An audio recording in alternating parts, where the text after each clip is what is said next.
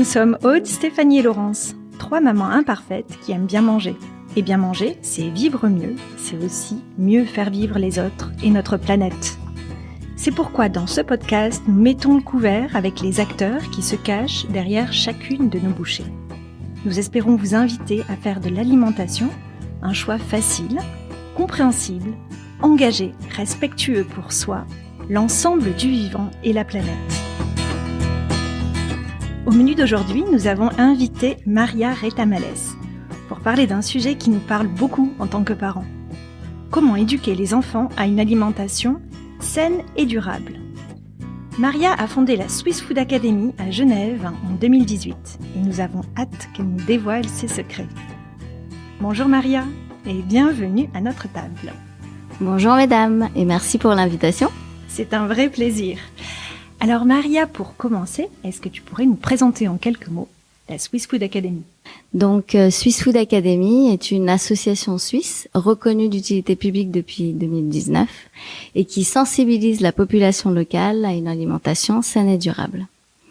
Alors comment fait-on ? Tout simplement, nous avons créé des outils ludopédagogiques pour des bénéficiaires qui sont divers comme les enfants, les adultes mais également les seniors.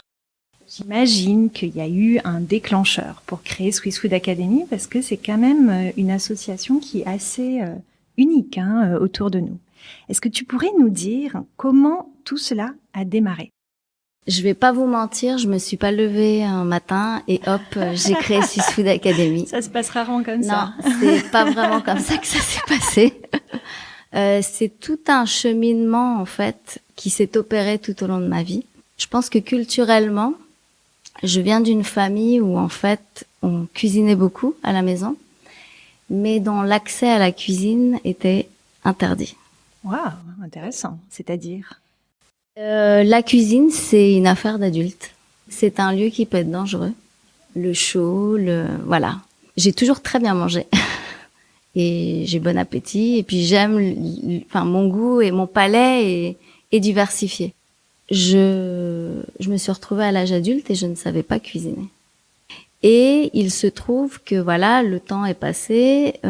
J'avais pas forcément envie d'aller un peu plus loin dans la démarche, mais forcément, comme toutes les femmes, à un moment, quand on devient maman, la vie bascule et il faut bien nourrir son petit bébé.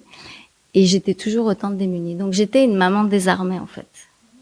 Mais je me suis rappelée de comment ma mère cuisinait, mon papa aussi le dimanche.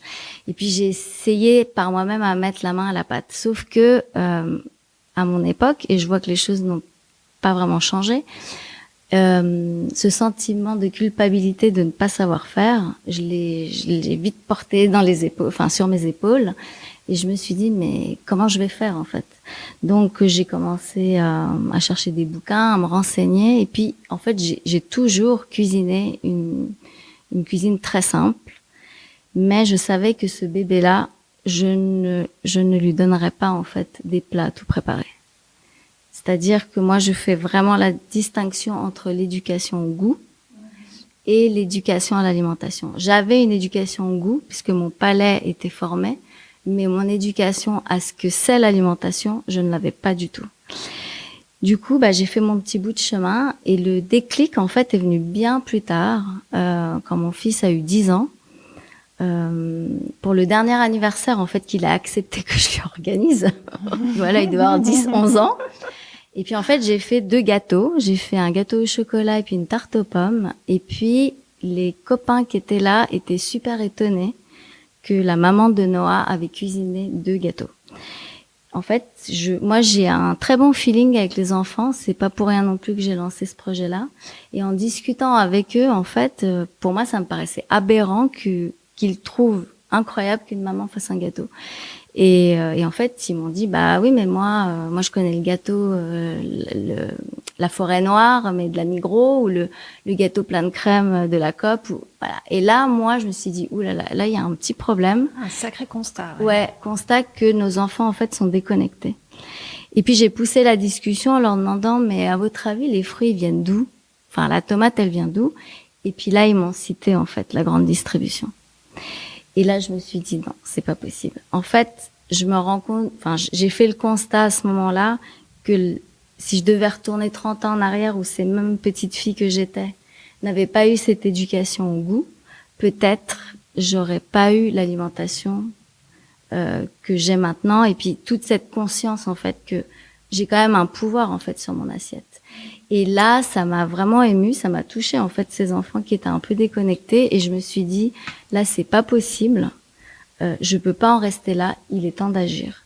Donc moi en tant que citoyenne, donc c'est vraiment une maman qui parlait puis une citoyenne, hein, je me suis dit faisons en sorte d'éduquer ou de sensibiliser, mais d'accompagner en fait les enfants et les familles autour d'un projet qui réponde à des besoins concrets, pas à quelque chose de très conceptuel, et surtout de sortir un peu de cette idée que il y a trop d'infos, qu'on écoute beaucoup de choses, parce que déjà à ce moment-là, je trouvais qu'il y avait beaucoup trop d'infos qui circulaient, mais pas assez de concret.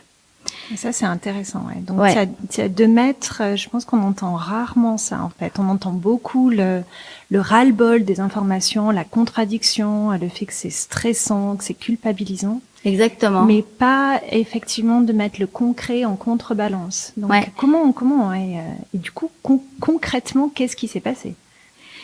Eh ben, concrètement, c'est qu'en 2016, j'ai démarré une étude de marché sur ce qu'est l'éducation à l'alimentation, sans parler à ce moment-là de saine et durable. J'y étais pas encore en fait, parce que pour moi, la santé, la durabilité, c'est l'un et l'autre sont indissociables. Pour moi, c'était l'alimentation au global. J'ai fait cette étude de marché, je me suis beaucoup baladée dans la région, en Suisse romande, je me suis renseignée un peu plus loin en Suisse alémanique, puis en fait je me suis rendu compte, non, il faut élargir encore un peu plus loin. Je me suis beaucoup intéressée aux actions qu'il y avait en Belgique, en France, au Canada et aux États-Unis. Et en fait, je me suis rendu compte que c'est très bien de faire des recommandations nutritionnelles. C'est très bien de mettre beaucoup de science et de statistiques là-dedans. Mais moi, concrètement, ça ne répondait toujours pas à mon besoin. En fait, Swiss Food Academy était mon besoin, mais d'il y a 17 ans. Donc, je le trouvais pas. Et je me suis dit, je vais le faire moi-même. Tout simplement, je me suis creusé la tête et j'ai essayé de voir comment, en fait, amener ce concret. Et puis, ce qui a été un peu révélateur, c'est que juste avant de lancer Swiss Food Academy, il se trouve que j'étais ambassadrice pour la Suisse de la fondation de Jamie Oliver, donc ce chef anglais. J'ai été engagée avec cette communauté pendant un peu plus d'1 an et demi. Et effectivement, c'est une communauté qui est très engagée, qui, le discours que j'entendais se rapprochait au mien, sauf que c'est une communauté qui est mondiale et que moi, je suis très attachée au local.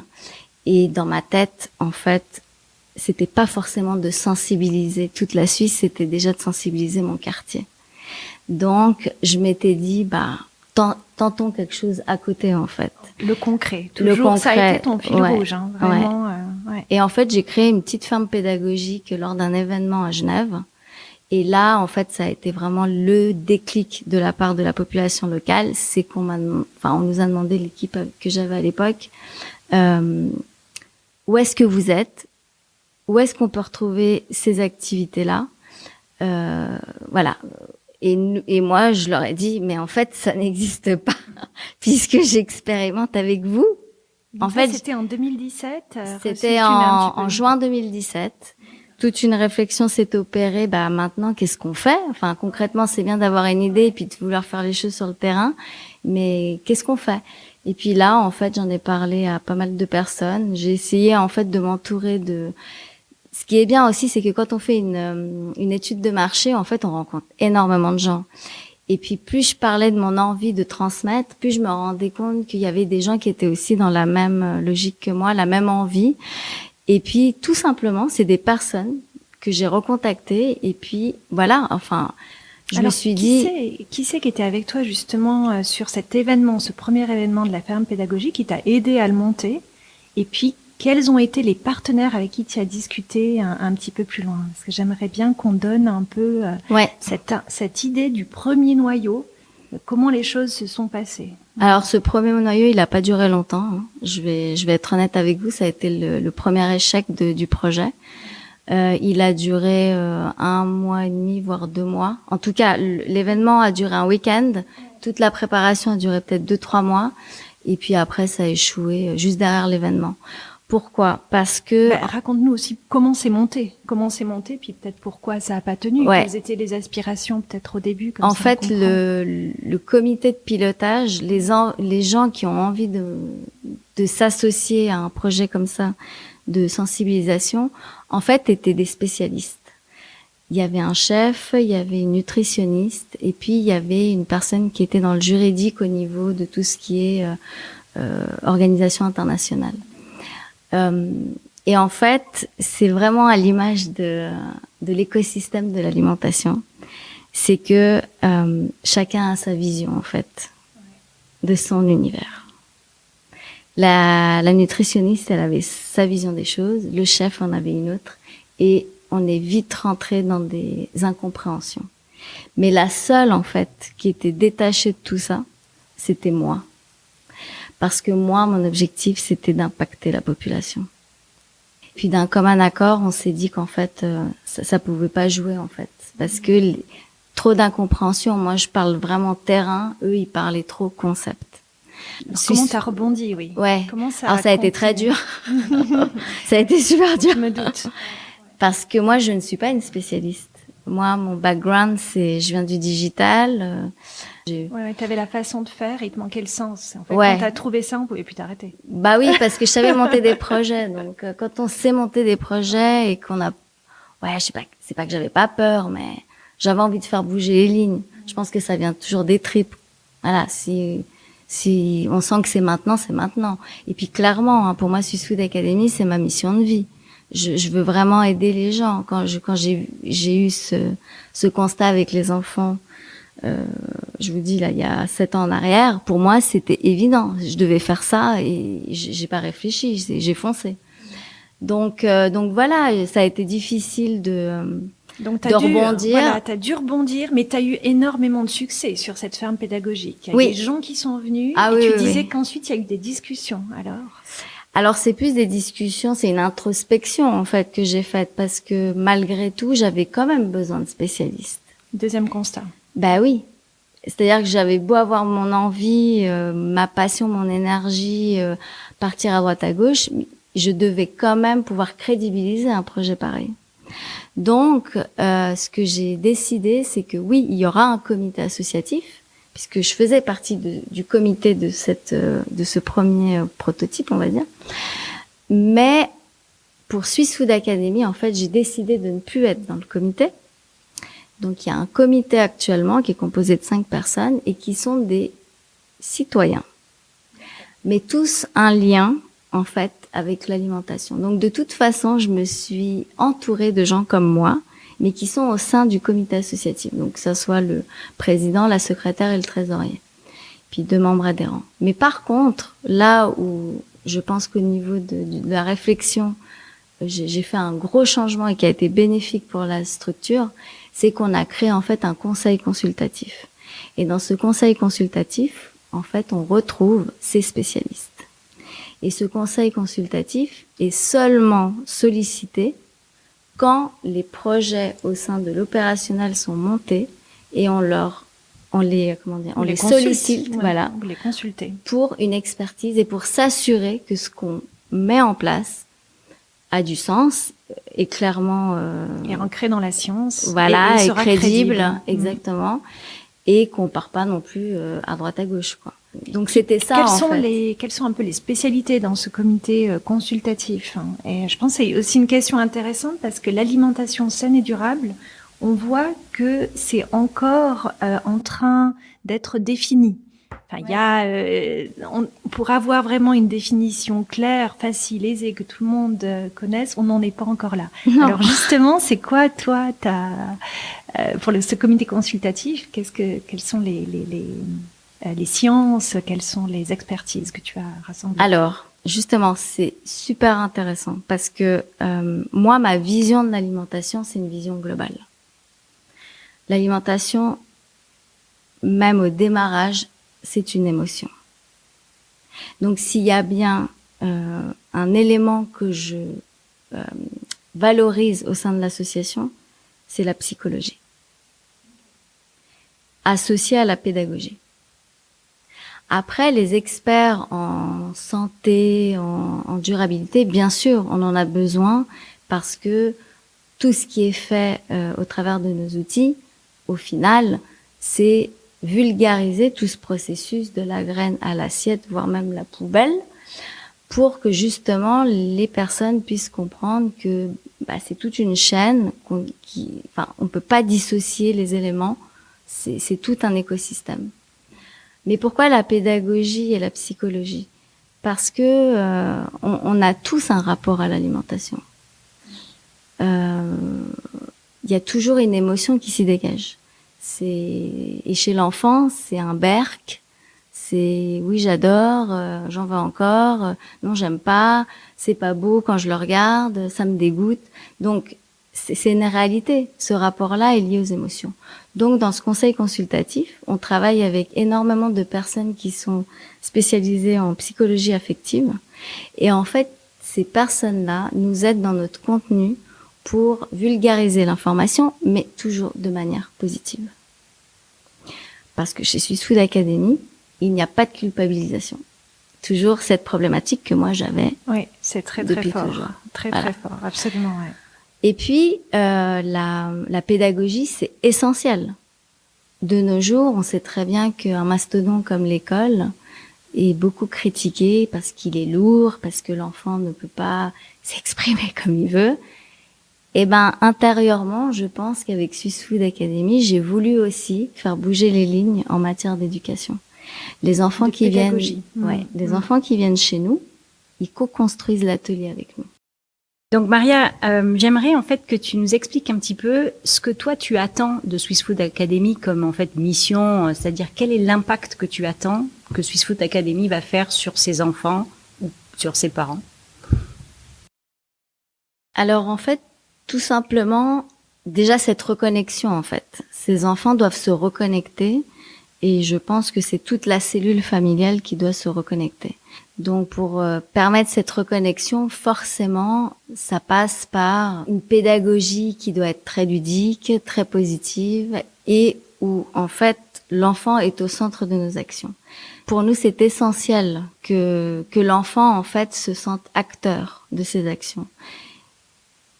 Et forcément, être acteur de ces actions, c'est aussi passer par l'alimentation. Alors, je rebondis un peu sur ce que tu dis, parce que quand tu dis l'enfant est acteur, moi, c'est vrai que j'ai expérimenté ça aussi, faire venir les enfants dans la cuisine pour les intéresser à l'alimentation, les faire cuisiner. Mais quand même, au bout de la chaîne, ce qui m'intéresse aussi en tant que maman, c'est que mon enfant, il mange. Et des fois, on a beau avoir toute la théorie, en pratique, on utilise aussi des outils de maman imparfaite pour arriver à les faire manger. Et quand j'ai vu en fait lu votre rapport d'activité, donc je vois un grand succès de tous ces ateliers. Alors, est-ce que tu peux nous en dire plus sur comment se construisent un peu ces ateliers et quels sont les outils que vous utilisez pour justement arriver jusqu'au succès final que les enfants mangent et aiment ce qu'ils mangent? Oui. Alors, déjà, je vais rétablir un peu la situation. C'est pas parce que chez Swiss Food Academy ça fonctionne que forcément ça aurait fonctionné chez moi aussi à l'époque avec mon fils.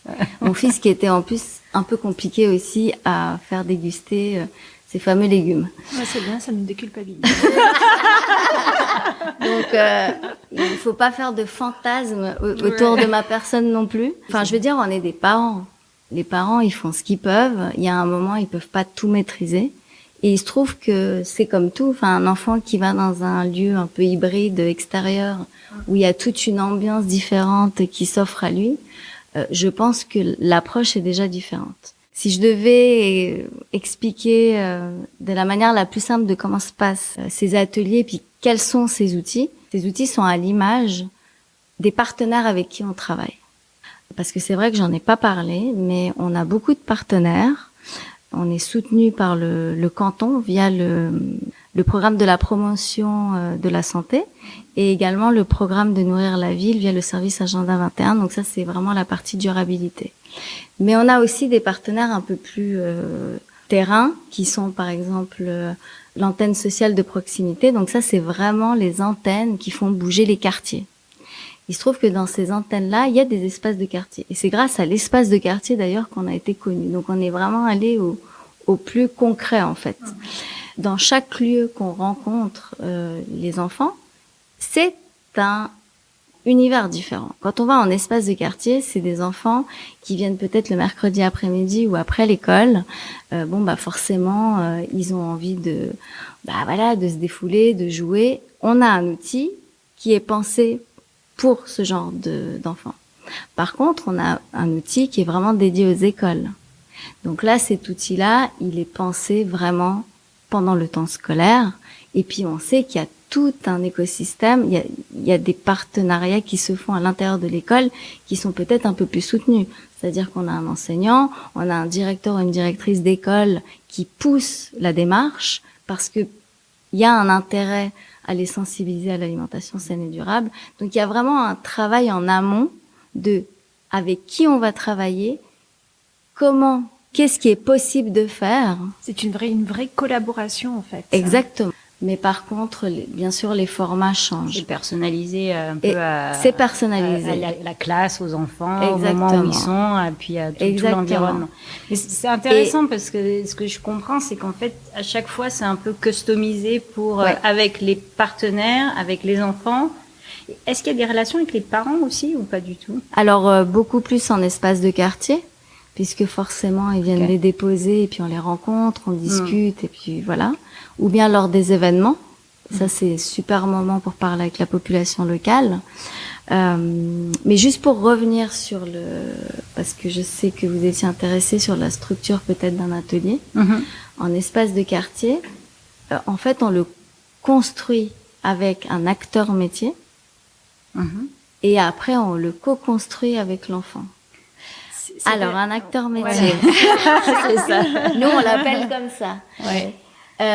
En fait, ce qui fait la force du projet, selon moi, et ce qui plaît chez l'enfant, c'est la représentativité de l'alimentation. C'est-à-dire, si on va parler cuisine, il faut un chef.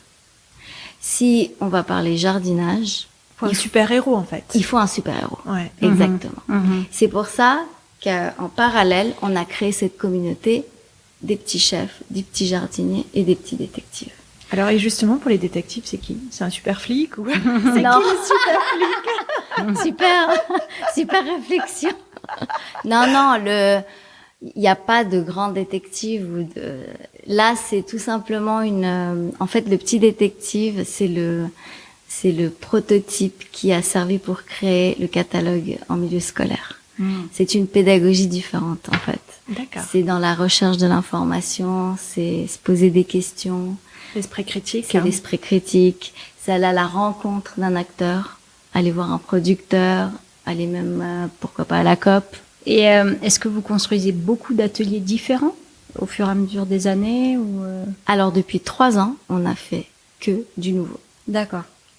Et là, on a décidé, en fait, de stopper un peu la nouveauté pour reprendre, en fait, tout ce qui a été fait depuis 3 ans, en tout cas en espace de quartier, en prendre le meilleur, voir ce qui peut être amélioré pour le proposer à un nouveau format qui normalement va sortir l'année prochaine pour un nouveau partenaire qui est le partenaire Je découvre à Genève pour les mercredis en extrascolaire en lien avec la ville de Genève. Puis Sud Academy va tester ces 16 semaines, donc c'est 16 mercredis d'affilée, parce qu'actuellement c'est un mercredi par mois en espace de quartier. C'est un peu pour répondre à votre question au niveau de l'impact.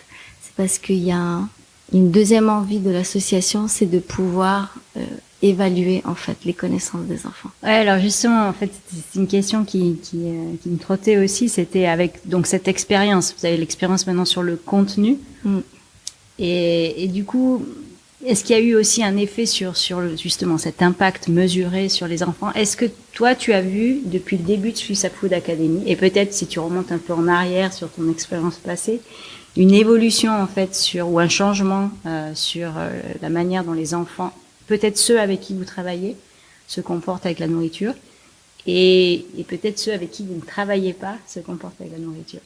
Effectivement, il y a du changement, mais le changement n'est pas immédiat. Et surtout, voilà, les enfants sont tous un peu différents.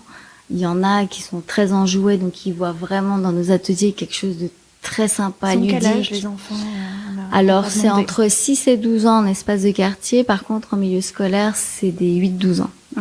Parce que c'est quelque chose d'un peu plus évolué, ce qu'on fait en milieu scolaire. Et puis, comme je disais, si c'est les mercredis après-midi, on va pas les faire travailler. Enfin, je veux dire, il faut vraiment garder ce côté jeu et sympathique de l'atelier. Oui, il y a des changements qui sont clairs. Moi, je dirais que la moyenne, elle est entre 1 an et demi et 2 ans. Mais ce qui est magique avec ces ateliers, c'est qu'en fait, on ne sait jamais si ils vont vouloir revenir. Mais en fait, ils reviennent. Wow. Et ils ne reviennent pas parce qu'ils ont forcément, eux seulement, envie de revenir, mais c'est parce que les parents veulent qu'ils reviennent. Ça, c'est énorme. Donc, c'est un double impact. Et pour vous donner des anecdotes de changement, j'en ai quelques-unes. Je me souviendrai toujours de Adrien et Emiliane, donc ces 2 frères qui vont à des ateliers à l'espace du quartier le 99, donc au Charmilles, qui un jour, sa maman m'a dit, écoutez, c'est juste incroyable, mais depuis, je sais plus si c'était la mamie, je crois que c'est la mamie qui était malade, depuis qu'ils viennent chez vous, ils me donnent des astuces, mais tout le temps. Là, ils m'ont dit, maman, tu dois absolument couper un demi-oignon pour mamie, on lui met à côté du lit, et je t'assure, là, tout va disparaître. Là, tout va disparaître parce que c'est comme un antibiotique. Ouais. Et tu vas voir. Et la maman m'a dit, et effectivement, ma mère s'est portée de mieux en mieux. Donc ça, c'était une anecdote. En fait, ils intègrent. Ouais. Ils prennent ce qu'il y a à prendre et puis ils le retransposent à la maison.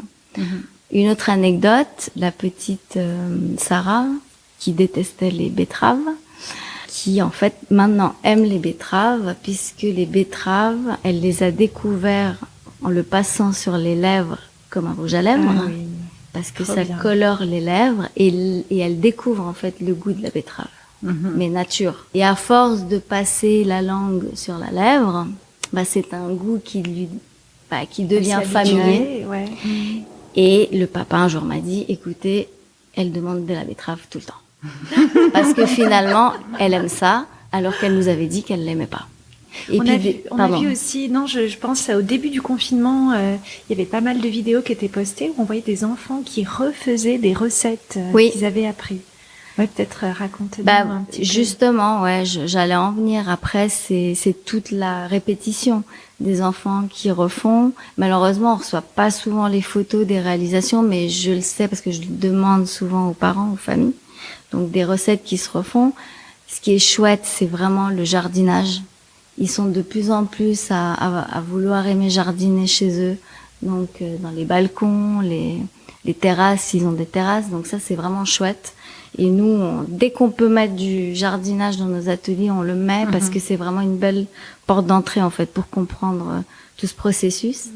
Et puis voilà. Et puis après, il y a aussi quelque chose qui est important de dire, c'est que Swiss Food Academy n'est pas en fait un lieu où on pose un diagnostic. C'est-à-dire que il y a beaucoup d'acteurs dans le milieu qui pensaient que Swiss Food Academy, en fait, ils font quoi? Ils proposent des régimes? Non, en fait, on est au-delà de tout ça. Nous, on est vraiment dans cette prise de conscience, ça, c'est important dans la curiosité de faire, de comprendre comment ça fonctionne. Et du coup, les parents, je pense, n'ont pas ce sentiment justement de culpabilité en déposant les enfants chez nous, en se disant, je me déresponsabilise. Non, on est partenaire. Et concrètement, en fait, pour un peu finir sur le sujet des ateliers, question très pratique, comment on s'inscrit à ces ateliers? Est-ce que c'est payant? Donc, tu nous as dit un peu pour les âges, mais tu nous as parlé au début qu'il y avait d'autres ateliers pour les adultes, c'est ça? Oui, tout à fait. Pour les seniors? Oui. Alors, les enfants, on fait ça depuis 3 ans, et puis clairement, on va continuer avec les enfants. C'est top, c'est la nouvelle génération, c'est les futurs consommateurs de demain. C'est devenu quand même un problème de santé publique, tout ce qui est obésité, les maladies cardiovasculaires. Enfin, moi, dans ma tête, je ne conçois pas que nos enfants deviennent de plus en plus malades. Donc clairement, c'est notre bataille de tous les jours. Alors, ces ateliers-là, étant donné qu'on est subventionné par la ville, le canton et puis aussi des dons privés, dans les espaces de quartier, en fait, il y a un prix symbolique qui est proposé pour justement permettre que cet accès, en fait, soit accessible à tous, qu'il n'y ait pas cette barrière, en fait, de l'argent. Les parents peuvent les inscrire donc les mercredis aux eaux vives. En général, c'est le 3e mercredi du mois et puis le 1er lundi du mois au Charmy. Autrement, c'est lors des événements. Donc le tarif est de 10 francs par enfant. Pendant les événements, soit c'est offert, soit il y a un prix symbolique aussi. Mais pour le moment, pour nous, on ne conçoit pas de faire payer un prix de 50, 100 francs pour des enfants. Enfin, l'initiative de base, en fait, c'était vraiment de faire un partenariat avec les pouvoirs publics pour démocratiser cet accès auprès des enfants. Oui. Pas privilégier un quartier ou un autre. Enfin, les enfants, pour moi, sont tous égaux à ce niveau-là, et notamment en matière d'alimentation. L'année dernière, on a testé les premiers ateliers adultes, mais on les a testés parce qu'on avait une demande. En fait, quels adultes? Alors, beaucoup de jeunes mamans, des mamans en devenir, et puis toutes ces personnes qui ont envie de faire un peu de changement dans leur quotidien. C'est-à-dire, je participais à un webinaire hier, j'étais impactée d'une étude en fait qui est sortie en France où on a demandé à un échantillon de personnes pour vous bien consommer, bien manger, qu'est-ce que ça représente pour vous? Plus de la moitié a dit c'est très important, mais très difficile à mettre en place. Ouais. Il y a besoin d'un accompagnement. Ouais. Et puis, de la même manière que pour les enfants, il faut que ça soit ludique. Donc, au final, il faut qu'il y ait du plaisir dans tout ça. Alors, quels sont justement les projets que vous avez pour Swiss Food Academy, là, tout court terme, tout prochainement? Ouais. Alors, tout à l'heure, je vous parlais d'impacter un peu plus les enfants sur une plus longue durée, notamment avec ce projet de Je découvre. Eh bien, on a décidé cette année qu'on le mettrait peut-être un petit peu avant en place, en lançant nos premiers camps en alimentation. Alors, c'est des camps où les enfants vont pas dormir. On aimerait bien avoir notre propre ferme et puis les des accueillir. Camps à la journée, voilà. Ouais. Déjà à la journée. Ouais. Voilà, on va dire que c'est comme un centre aéré. Et on va débuter ça cet été. Donc, Super. une semaine en juillet et une semaine en août. Super. Et à Genève. À Genève. Et ça, c'est vraiment dans l'idée de les avoir vraiment pendant 5 jours. On se plonge dans cet univers-là. On cuisine, on jardine, on se pose des questions, on découvre des acteurs du quartier, on fait du sport aussi. Donc ça, c'est une actu qui est nouvelle et on se réjouit de pouvoir l'organiser puis de la vivre avec eux. Et puis pour la suite, peut-être un peu les idées, les grandes lignes pour 2022. Les envies, toujours la même, impacter plus et pourquoi pas plus loin. Donc sortir de Genève. Voilà. Magnifique. Eh bien, on se réjouit. Et surtout qu'il y a de la demande. Comment est-ce qu'on peut t'aider justement à porter plus loin et à impacter plus? Est-ce qu'il y a quelque chose que nous, les auditeurs, on peut faire pour Swiss Food Academy, pour cette action? Ouais. Si on l'a choisi. Ouais. C'est une très bonne question parce que je pense que ça a été le succès aussi du projet. C'est grâce à l'écosystème global en fait qu'on est là maintenant. C'est parce que il y a tous ces partenaires, donc la ville, le canton, mais aussi les producteurs, les coopératives. On est toujours très bien accueillis quand on demande un soutien, des produits. Enfin, en même temps, c'est difficile de dire non à la nouvelle génération, j'ai envie de dire. Ça fait partie du succès, mais surtout, c'est les gens, c'est toutes les personnes qu'on rencontre qui font en fait bouger les lignes pour nous. Donc, j'ai envie de dire que voilà, si à Lausanne ou je sais pas, à Neuchâtel, à Fribourg, il y a des gens qui veulent pousser un peu plus le projet vers chez eux et même localement, pourquoi pas dans une école, dans un quartier. Ils te contactent, c'est super exactement. Facile sur les réseaux sociaux ou bien sur le site internet. Ouais. Et puis après, il y a des projets qui peuvent se monter. Exactement. Et puis pas seulement que sur le terrain, on a lancé un blog aussi sur le site internet. On a pas mal de personnes qui écrivent pour nous. On est ouvert aussi à à des avis différents sur des suggestions. thématiques, voilà, Mhm. on parle de tout en fait sur ce blog, et je pense qu'il n'y a pas besoin de grands spécialistes. Des fois, ça peut être des témoignages de la vie courante. Ouais. Donc, il faut pas hésiter non plus à venir avec des idées et puis des conseils. Nous, on est preneurs. Faut pas oublier, hein, c'est un projet citoyen à la base. Donc, on a besoin de ces spécialistes, mais Vous avez besoin de vous nourrir. on a de besoin tout cet aussi écosystème, de tout le monde. On a besoin de vous. Ouais. En gros, on a besoin de tout le monde. Ouais. Bah, c'est un super message. Alors avant de clore ce podcast, c'est un peu la tradition à Mettons le couvert. On va te mettre dans une posture parce qu'on se dit que tu es Maria-Rita Malaise, la fondatrice de Swiss Food Academy, quelqu'un de super actif, hein, parce qu'on voit tous ces projets, toute cette énergie que tu mets. Alors la question, c'est comment est-ce que toi quand le temps manque, quand c'est super speed, comment est-ce que toi tu fais le bon choix d'alimentation pour toi? C'est quoi ton truc à partager? Alors moi, je cuisine. Je cuisine tous les jours, mais je cuisine simple. Vraiment, j'ai arrêté d'être cette personne qui se prenait la tête avec les repas. Ça fait des années en fait que je me dis que cuisiner c'est du plaisir, que je sais que je vais me faire du bien. En plus, cuisiner avec de la musique, c'est super cool. Enfin, je veux dire, j'ai un rapport très simple en fait avec l'alimentation. Ça fait partie de ta journée en fait. Ouais. Ce temps-là fait Pour partie moi, de ta journée. c'est pas une tâche, c'est pas une corvée, C'est pas une obligation. mais ça l'a été dans le passé. Et je pense que on se met aussi beaucoup trop de barrières. Et puis il y a aussi la mauvaise connaissance. Comme je disais au démarrage, je ne savais pas. Quand on sait pas, on se prend plus la tête et puis ça tourne dans la tête et puis à un moment on se désespère en fait. Et puis ça fait peur aussi. Est-ce que je fais bien, je fais pas bien? Donc je suis sortie de tout ça et je vous le dis avec toute honnêteté, je suis pas une grande chef, je ne suis pas une grande cuisinière, mais tout ce que je fais, je le fais avec mon cœur et je sais que c'est bon. Parce que ça a du goût. Ça te plaît et tu es décomplexée. Bon, on est content de t'avoir à notre tablée. Dommage, on aurait dû dire que tu nous amènes ton repas du soir, c'était pas mal.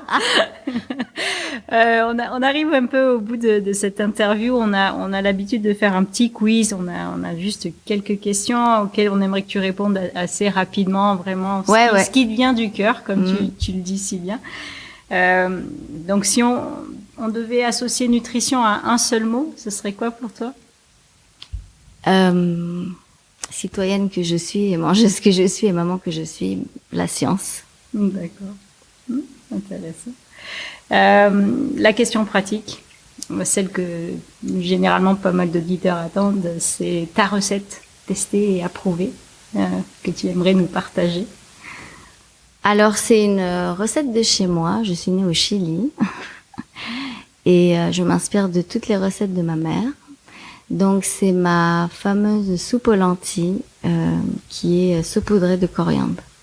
Et je sais que celle-là, même mon fils la mange.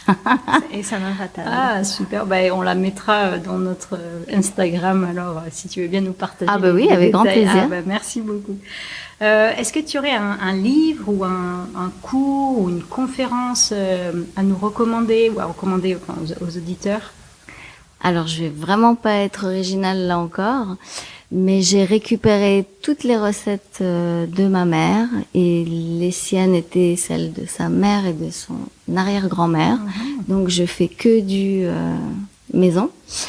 Mais c'est vrai qu'il y a un livre quand même qui m'a beaucoup inspirée quand j'étais jeune maman et que j'étais vraiment stressée à l'idée de ne pas savoir les basiques en cuisine. Et il me semble que c'est les basiques de la cuisine de la collection Marabout. Ouais, tu nous donneras les références, on les mettra. Ouais. Et je trouve que c'est un super bouquin parce que je suis un peu comme une enfant. S'il n'y a pas le visuel, en fait, ça ne me parle pas du tout. Et en fait, chaque photo du livre sont prises en hauteur. Et à l'époque, en tout cas, je trouvais ça super innovant et ça donne vraiment envie de cuisiner. Merci. Est-ce que Il y a une autre initiative ou une autre association de Suisse que tu aimerais mettre en lumière, qui peut-être partenaire avec vous, ou peut-être que tu as vu et qui vous a aussi inspiré? Alors, j'en ai pas une en particulière, mais par contre, j'ai toute mon admiration et tout mon soutien pour toutes les personnes qui travaillent en fait dans le monde de l'enfance. Que ça soit en matière d'alphabétisation, toute la problématique qu'on a maintenant autour de l'harcèlement, qui me touche énormément. Voilà, tout ce qui est en lien avec l'enfant, j'ai toute mon admiration et soutien.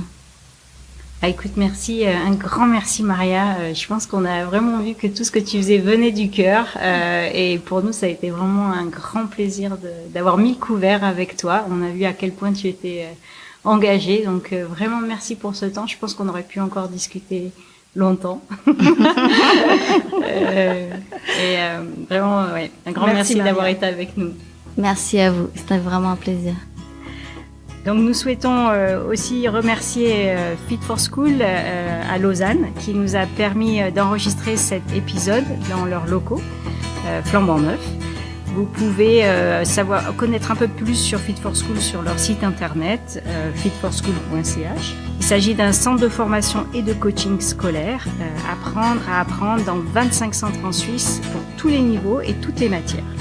Et au cœur de leur approche, redécouvrir les plaisirs d'apprendre. Donc si cet entretien vous a inspiré aujourd'hui, n'hésitez pas à le partager et à nous envoyer vos commentaires. Vous pouvez bien sûr retrouver Maria ou en tout cas toutes les actions de Swiss Food Academy sur leur site internet, leur page Instagram, le blog qui est apparemment très très actif, une chaîne YouTube également. Donc on partagera tous ces liens sur notre page Instagram. Nous allons remettre donc le couvert bientôt pour un prochain épisode. D'ici là, prenez soin de vous, de nous et de notre planète.